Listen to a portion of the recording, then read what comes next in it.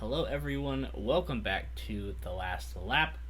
My name is Jimmy, and in this episode, we're going to be talking about a bunch of news that has come out over the past few weeks. I know it's been a little bit since we've posted a video, so we're going to update you guys with a bunch of news that has come out over the past few weeks. But before we hop into it, just want to remind you guys to hit that subscribe button and the like button as well. It really does go a long way, helps our channel grow. We appreciate your support for this full 2021 NASCAR season. And as always, I have my friend and co-host Matthew on the show.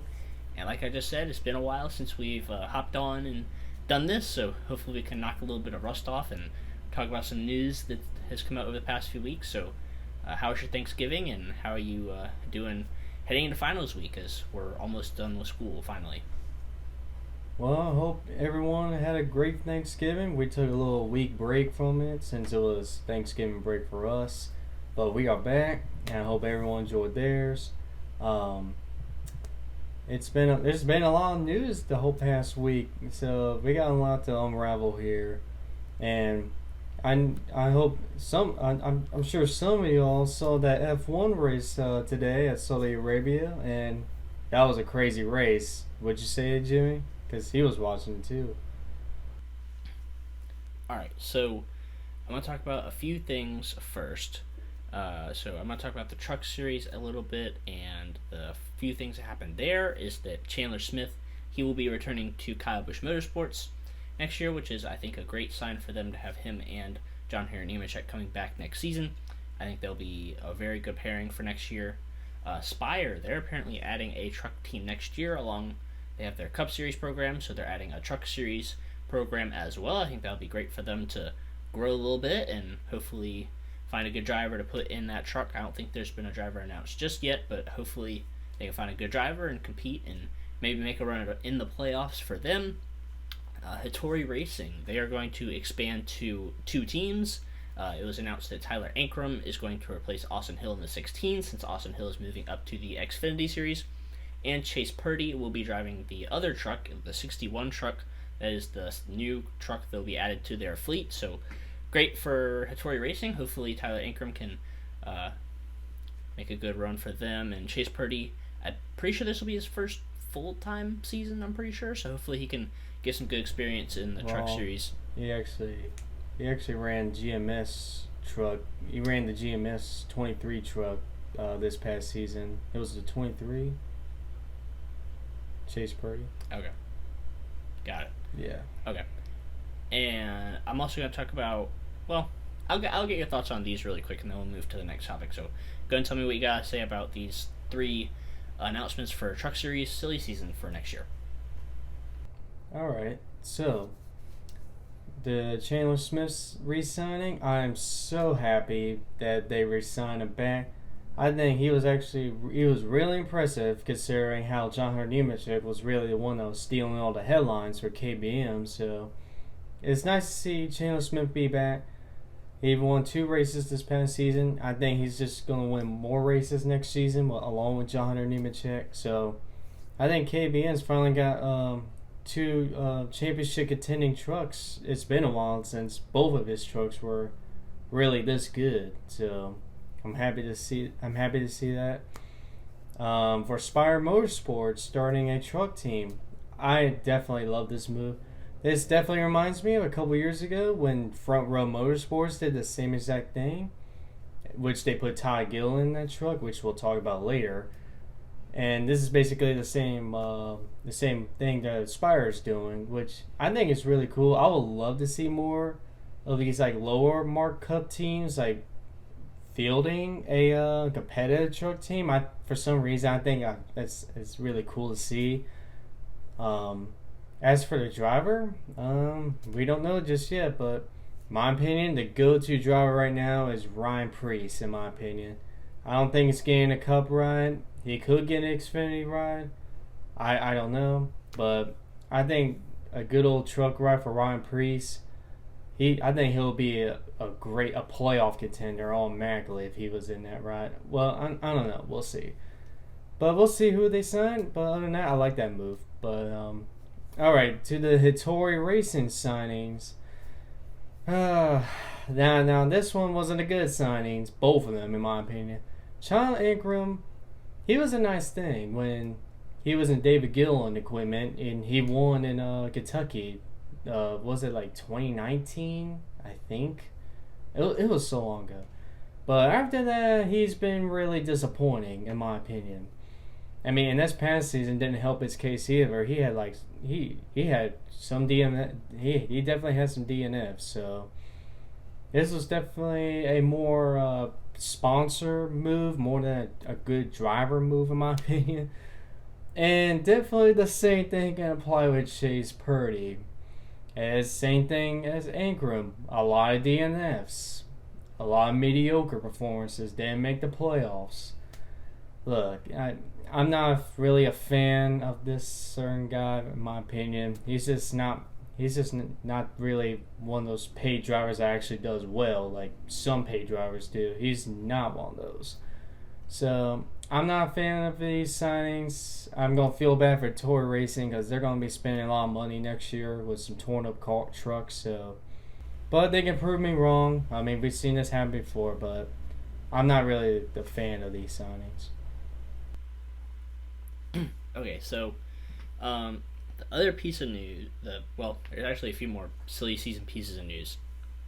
First is which regards Front Row Motorsports, and this involves their truck and their cup program. So in the truck series, it was announced that Zane Smith is going to replace Todd Gilliland in the number 38 truck. And then Todd Gilliland is actually going to move from the trucks up to the cup series and drive the 38 car, along with Michael McDowell, who's obviously already there. And the whole story regarding this is obviously Front Row was this close to selling that second charter to Denny Hamlin for 23XI Racing, but they decided to hang on to it, apparently because they wanted Todd Gilliland to take over. I don't know if that was like their plan from the get-go when they decided to not have the charter sold to Denny Hamlin, or I don't know if it just came up last minute, or I don't know.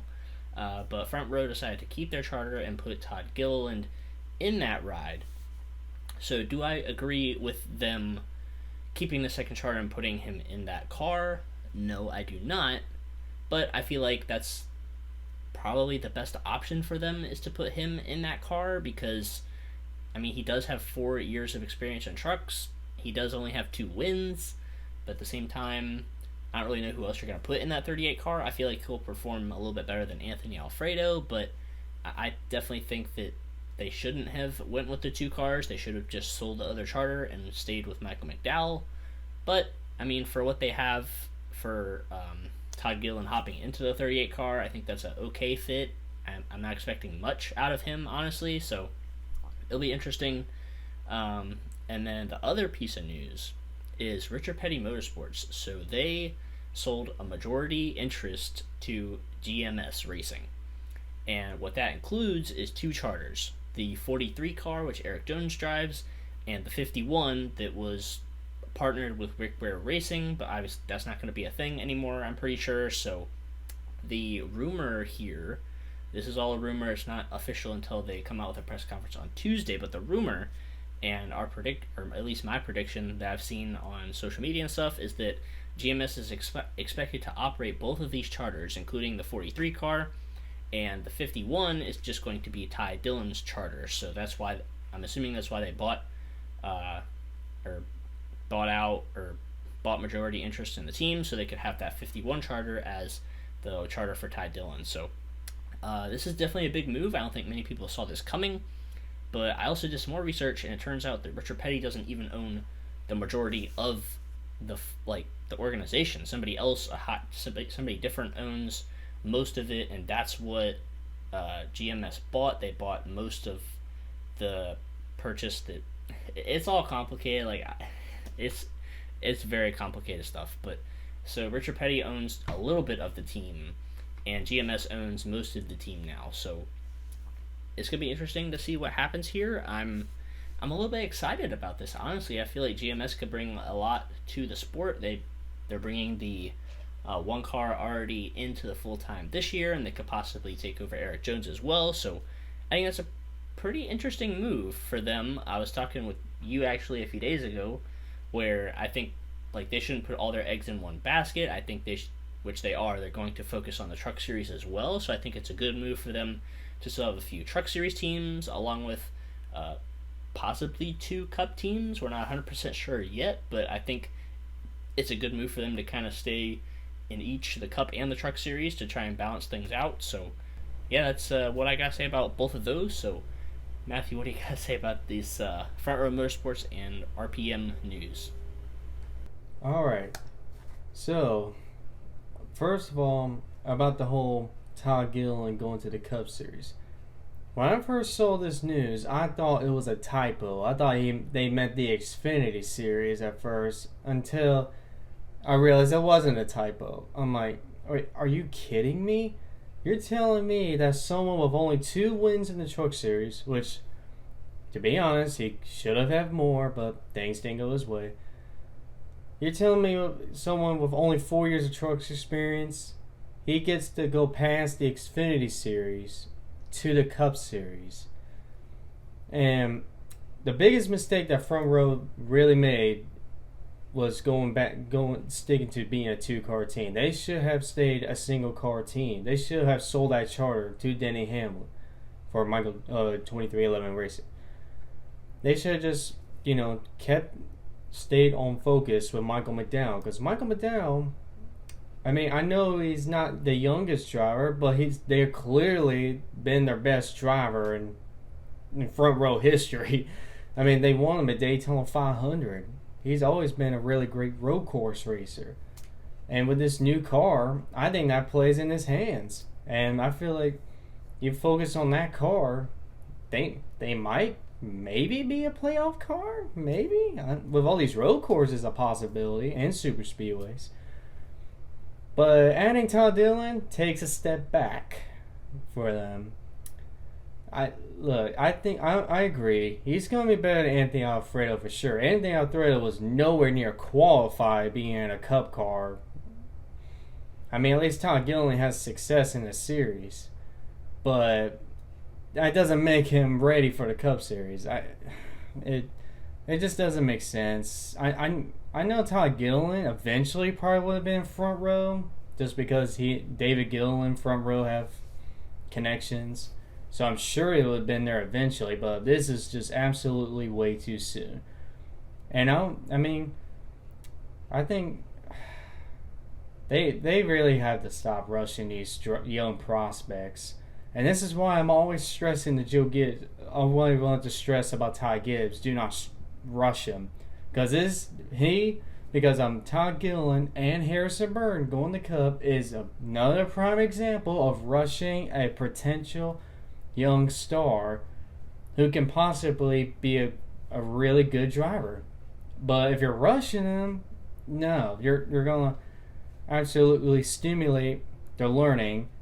And they're probably, just look at Eric Jones, for example. He was in Joe Gibbs. Look where he's at now. He might not even be in that 43 now, since basically that Richard Petty's basically GMS. But we'll talk about that next. Like I was saying, we can't rush these young drivers. They have potential, but you can't rush the process. You can't just jump the Cup and think you're going to run with Kyle Larson, Chase Elliott, or Denny Hamlin on a weekend basis. No, you're going to be like 25th almost every race until like the last few when you finally get something going. But that's my opinion. So we'll see how he does, but I'm not a fan of it at all. I feel bad for Gilliland. I think he just really rushed up.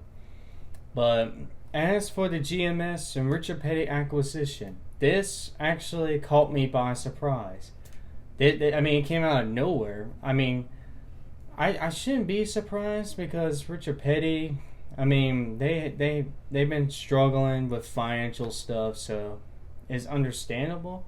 They just caught me off guard that it would be GMS of all people that would get that acquisition. But there's 2 main questions, and we'll probably get all these answered on Tuesday. Will the 43 car have the Richard Petty branding? Will it basically be, or will it become a GMS 43 car, basically? will it become a 2-car operation for GMS, or will it be just like one GMS car and one Richard Petty car that has an alliance with GMS? I don't know. We're going to wait till Tuesday. And then the second big question is, if they really are a 2-car team, what happens to Eric Jones? Now, I think he's going to still be in the 43 car. But we got to remember, when Trackhouse acquired Chip Ganassi Racing, I think Ross Chastain already had like a multi-year contract like before the 2021 season. And so when they got acquired by Chip Ganassi, by Trackhouse, that contract basically went away, and he was a free agent, and eventually went to Trackhouse. But what I'm saying is, I think Eric Jones is a big question right now because of this acquisition. I know they just signed a big sponsor in Focus Factor, which the car looks pretty nice in my opinion. But I think he's going to be in that car. I mean, I think that sponsor deal came out a few days before this acquisition happened, so my guess is that it already happened when they announced that sponsor. So my guess is Eric Jones is still in that car for next season, but we don't know. And as for beyond 2022, we don't know if Eric Jones will still be in that ride. They might get Sheldon Creed in that ride, which that would be a bad mistake, a bad decision in my opinion. If we're gonna rush another young star, but that could be a possibility, or somebody else. So Eric Jones's future is really unknown right now. And also, we're gonna have to see on Tuesday if GMS becomes a 2-car team, or they stay a single-car team with with Richard Petty being a line GMS car. Yeah, you make a good point about rushing all these young drivers up to the Cup Series, and yeah, I mean, it's I don't necessarily like the idea either, but I mean, so I just want to talk about this for one quick second. So I watched the Dale Jr. Download episode with Kevin Harvick a few days ago, and apparently Dale Jr. said something like a few years ago, back when Matt Kenseth was about to get retired and he didn't have a ride and all that kind of stuff, he said that these young drivers will come into the sport and take way less of a pay. They'll take a dirt amount of money compared to what the higher tier drivers are making, and they'll take a significantly less paycheck than that just to get an opportunity to race in the Cup Series. I'm not saying in the Cup Series, so I'm not saying this is what's happening here, but I just find it interesting that all these young drivers are willing to take significant pay cuts just to get a spot in the Cup Series, like William Byron, Christopher Bell, all these young kids coming into the Cup Series. So it's a little bit unfortunate for the veterans, but I just want to throw that tiny little piece in there. But like the young drivers, they want to get to the Cup Series. So I mean, it's no wonder that lately these young stars haven't made a lot of noise. The only really young stars you can say have made a lot of noise are Kyle Larson, Chase Elliott. But everyone else, every other young star that's been coming in, just kind of is quiet. Like it's still the older drivers, the veteran drivers are still dominating, winning the races. So, I mean, they gotta stop rushing these young prospects. So this cycle is just gonna keep on going. So, there's gotta be something they can do about that, in my opinion. And apparently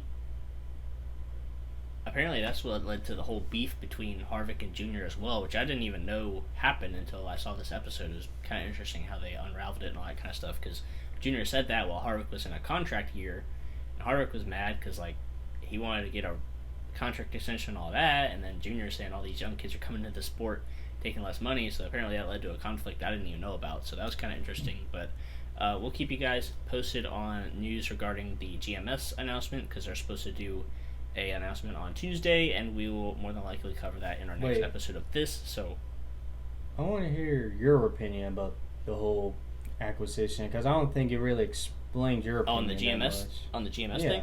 Yeah, let's hear your side of it. I mean, I like it. I think there's a lot of promise here.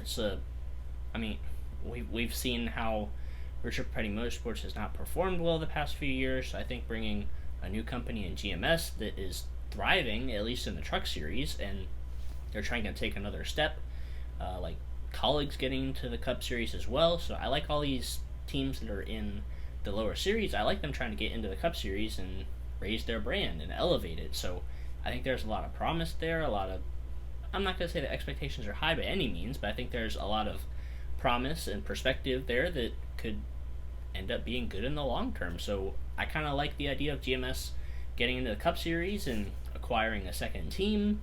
So I think it'll be a fun battle to see, how they perform, how well Trackhouse does in their second year, how well Colleague does with their first year in the Cup Series. So I think it'll be interesting to see how well those three. You could throw 2311 in there as well with their second team. So I think 2022 it'll be fun to see those. More exciting. I think it'll be fun to see all four of those teams kind of see how well each of them grow throughout the season next year, especially with the next gen car. So I think it's gonna be a lot of fun to see all those teams battle each other. So, but yeah, we'll keep you guys posted on the announcement from GMS. It'll be on Tuesday. So we have one more thing we want to talk with you about, you guys, and we probably need to spend just a tiny bit of time on this. But the Nashville mayor and the Bristol Motor Speedway owner agreed to refurbish Nashville Fairgrounds. So that is definitely a win. That is great that there's a little bit more progress there regarding Nashville Fairgrounds. So hopefully we'll hear a little bit more about that in the future. I saw something that they could get on the schedule in 2024, maybe. So there's definitely a lot of work that needs to be done to the track. I saw a tweet from our buddy Jeff Gluck, actually, and he said that he was there for the SRX race over the summer, and he said that there was a decent amount of work that needed to be done if there was going to be a full-on, NASCAR weekend there at the Nashville Fairgrounds. So apparently there's a lot of work that needs to be done, but it's great that the mayor and Bristol Motor Speedway owner are both on the same page about refurbishing it. So hopefully we can see the Cup Series and whatever other series there in a few years. So I like to hear another short track on the schedule. So Matthew, what do you have to quickly say about this announcement as well? Well, this is great to hear. It'll be, well, I think there's still gotta be other permit voting, I think, but I think this is still one step closer. Well, at least we beat the Karens in something, especially with that one lady that said there was 6 Formula One tracks at Nashville. Anyways, this is still a great news for NASCAR. I mean, it'll be another short track in NASCAR, which we definitely need. We don't need any more. We don't need these these copy and paste mile and a halves. I'm sorry if you're a fan of them, but I'm not a fan of it, in my opinion. So replacing those with these cool old style short tracks like Nashville Fairgrounds, North Wilkesboro Speedway, which we've been hearing news that they already started tearing down some stuff and going to be some renovation with the money they got from the governor of North Carolina and Rockingham also with those loans, and also of Auto Club. They're going to be tearing down that big track and turn to a short track after 2022. So this is just great to hear that more potential short tracks will be on the schedule. And that means we can finally get rid of Texas Motor Speedway. Go ahead. And get rid of other mile and a halves that are really underperforming in terms of ticket sales and TV ratings. They can go as well. So this is great news, though, for Nashville, or the city of Nashville, for the classic NASCAR fans. I love the classic short track racing. We're going to get more of that with Nashville Fairgrounds, hopefully in the future. I forgot to say that Matthew's filter is about as narrow as the gap on the grill of the race cars at the restrictor plate tracks. That's how narrow his filter is, calling out the Karens. But do you have anything else? I had to. Do you have anything else to say before we wrap the episode up? It was a lot of news to break, so we got a lot of good content out for this episode. when that one lady said during that whole meeting about Nashville Fairgrounds that there was 6 Formula 1 tracks in Nashville. I had to say something about that. that man, these non-racing fans, they say the weirdest things sometimes. But that's all I say. NASCAR has definitely got some interesting fans, to say the least. But that's going to go ahead and wrap it up for this episode. We hope you guys enjoyed it. A lot of news over the off season to bring for you guys. We had a mix of silly season news from the Truck Series to the Cup Series, and some announcements for the Nashville Fairgrounds as well. So hopefully you guys enjoyed the video. Make sure you guys stay tuned throughout the off season, because we're going to try to bring as much content to you guys as possible over the off season. We eventually want to do a little diecast preview of both of our collections, so hopefully we could get that filmed over the winter and show that to you guys as well. But until then, we'll see you guys in our next video.